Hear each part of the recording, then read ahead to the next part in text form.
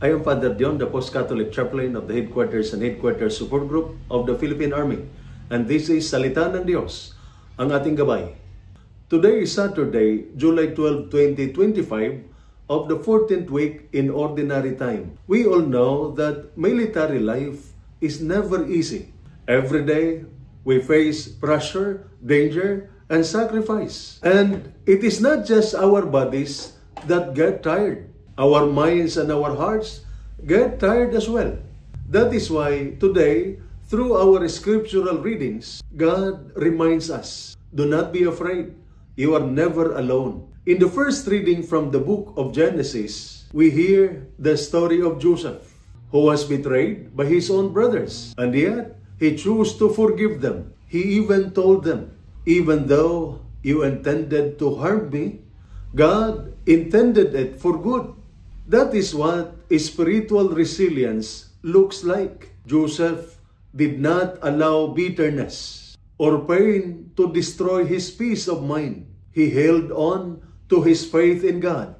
And because of that, he found healing not just for himself, but also for his family. As soldiers, we know that we too go through betrayal, stress, loss, or broken relationships. And these things don't just hurt, they also weigh heavily on our mental health.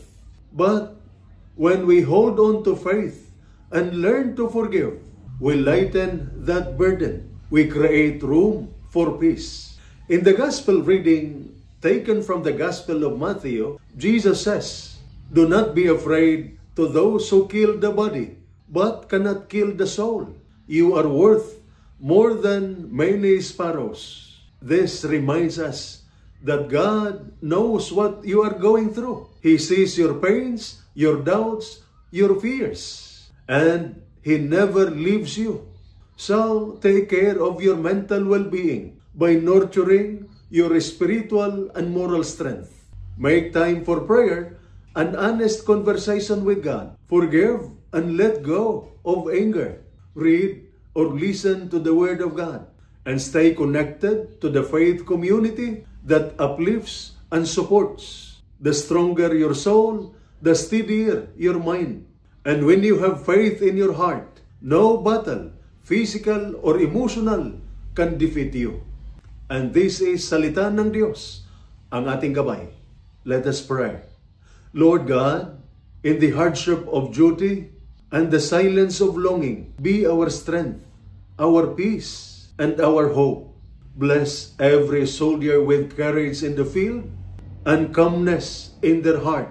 Strengthen their families who wait, pray, and carry their own quiet burdens. Let your light guide them, and let your love sustain them. We trust that every trial, you are there, holding us, healing us, and helping us carry on. Amen.